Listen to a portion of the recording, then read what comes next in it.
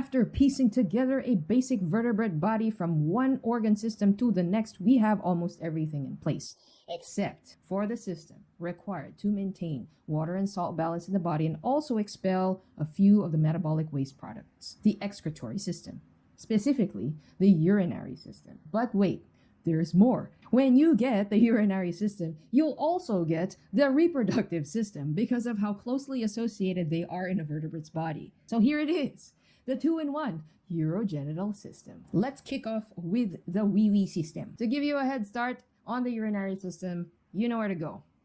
The urinary system of vertebrates are morphologically similar in that we share kidneys, bladders, and the ducts associated with them. Even the functional units, the nephrons, it does the same main jobs, maintaining osmotic balance and waste excretion. But the variations among different vertebrate groups depends on their habitats, which will then dictate what needs to be kept and what needs to be excreted. Freshwater fish and amphibians have saltier bodies relative to the water, so their excretory systems are evolved to remove excess water. Conversely, marine fishes run the risk of having too much salt in their bodies, so theirs need to excrete excess salts. Terrestrial vertebrates face a double whammy in that both water and salts are quite scarce on land, so theirs will need to conserve both. But the body not only has to maintain proper osmotic balance, it also has to get rid of nitrogenous wastes. Aquatic organisms simply let this ammonia diffuse via their gills, even their skin, except cartilaginous fishes,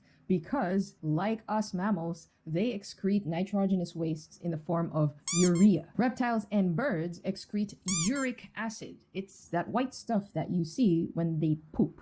So it's technically not shit. At least in tetrapods, the kidneys have taken on the primary role of excreting nitrogenous wastes. With fish, you could just let it out through the gills because ammonia is very water soluble, so they could just the form of nitrogenous waste is partly influenced by the amount of water that is available to actually carry it out of the body. The kidneys start out as tubules that arise from the nephrogenic mesoderm and are divided into three main regions. As embryos, all vertebrates start out with a pronephros, so the tubules forming more anteriorly. You call that region the pronephros. But the more posterior mesonephros eventually takes over in most adult vertebrates. What about the metanephros? That came out as an outpocketing of the mesonephric duct. And the new duct that was formed from that branching off will become the ureter. In placental mammals, this ureter leads to a urinary bladder, which serves as a storage site for water that might be needed for a later time.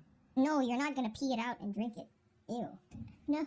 The bladder starts out as an outpocketing of the cloaca. In other tetrapods, the ureters connect directly to the cloaca. So fluid fills the bladder by keeping the cloaca closed. Galing kidneys, dadaan ng ureter yung wiwi, tapos biglang sarado yung cloaca. Dito na lang muna tayo sa bladder. Ganyan yung nangyari, they sort of back up to the bladder. The urinary system can actually handle most of the salt excretion needed to maintain osmotic balance, but animals living in super salty environments need extra help from extrarenal structures. In marine bony fish, they have chloride-secreting glands near their gills. Cartilaginous fish have these at the rectum. Seabirds, marine reptiles, they have salt glands that often empty out via any of the holes in the head. Pwedeng dito, pwedeng dito, pwedeng dito. The urinary and reproductive systems are often discussed in tandem because of the fate of certain structures originally intended for the urinary system. For example, the mesonephric duct may become the vas deferens in some males. Some males also have a sexual kidney, which serve as conduits for sperm coming from the testes. Kasi nga, magkadikit, so parang nag-share na lang sila ng daluyan. They're like your friendly neighbors, asking for a few favors every now and then. Ito na yung sperm.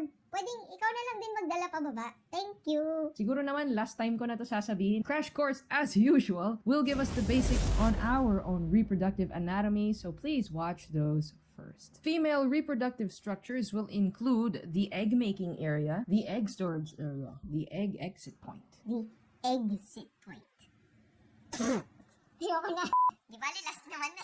These appear fairly similar across vertebrates. The few differences are based on how many functional ovaries they have. Do they lay shelled eggs? Whether fertilization occurs internally or externally. And in mammals, how many uteri and vagina they have. Male reproductive morphology, again, fairly similar in that you need a sperm factory and the ducts that lead to the exit. The glaring differences lie in the location of the testes, whether they're dangling or tucked inside the body, whether there are glands that accompany the sperm as it exits, vertebrates and the mode of fertilization. Vertebrates that fertilize eggs internally will need an intromittent organ to be inserted into the female's cloaca / urogenital sinus / vagina. And I say this not because I'm not sure, but because the exit points of gametes, urine, and feces all originally empty into a common canal, the cloaca. And some vertebrates retain the cloaca, while others split the rectum from the rest, and the rest remains as the urogenital sinus, while others went as far as to really separate all three ducts.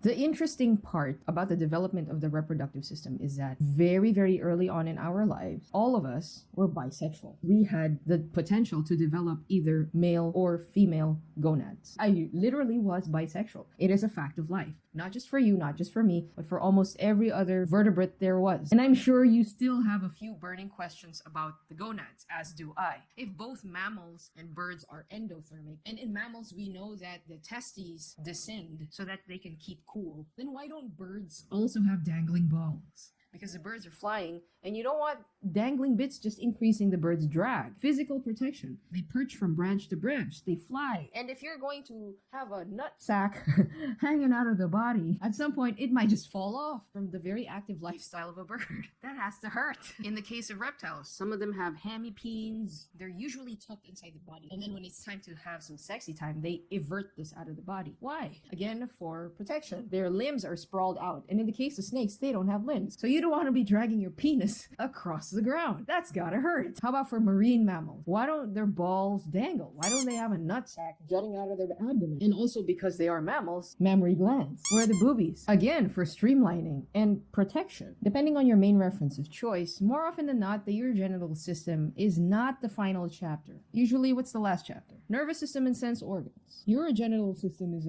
just a little before that. Let's check out Kardong. Chapter 14. Urogenital system. What's the last one? It's the sense organs. The sequence that we had for this entire course was a little bit different, but I really decided to discuss this last because although, of course, the excretory system is very important in all vertebrates, the reproductive system is, not really that it's not important, but more of it's a luxury system. It's crucial to the survival of the species, but not so much the survival of the individual. For the sake of argument, you can live without gonads, but you can't live without a brain, or a heart, or intestines, or lungs, or bones, or muscles. You sort of can still survive even without functional gonads. It's just that you won't be able to participate in the ultimate goal of life itself, which is to just keep propagating itself. And nevertheless, the reproductive system is something that we shouldn't take for granted because it's a system that's very sensitive to environmental and physiological stress. You could say that it's the canary in the coal mine.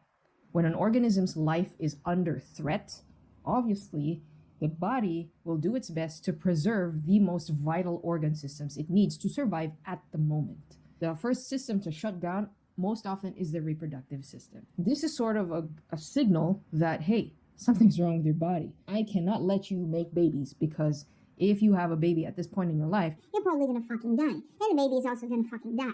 So it's fucking useless. reproduction is like yung huling hantungan ng buhay. Yun lang talaga yung purpose ng buhay, na maipasa mo yung DNA mo sa susunod na henerasyon. You only really get to do that, or you deserve to pass on your genes if all these other systems are in check. We're done. We're done? All the systems? Yes, more or less, we're done. On a final note, I just want to say that while you may not remember all of the details that we've learned for the past few weeks, I hope that if there's one thing that sticks with you, it's to please treat all living creatures, not just vertebrates, with dignity and respect. Because if we look at the grander scheme, which is evolution, and how we're all tied together, how would I look like if I could fly? A bird. If I could swim? A fish. What if I wanted to live both on land and water? You would probably look like a frog.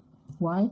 Because that is the form that was naturally selected for that type of lifestyle. We now look the way we do because of everything else that happened in the universe. We all just took different paths, different solutions to facing the same problem, or same solutions to different problems. That is what led to the diversity of life.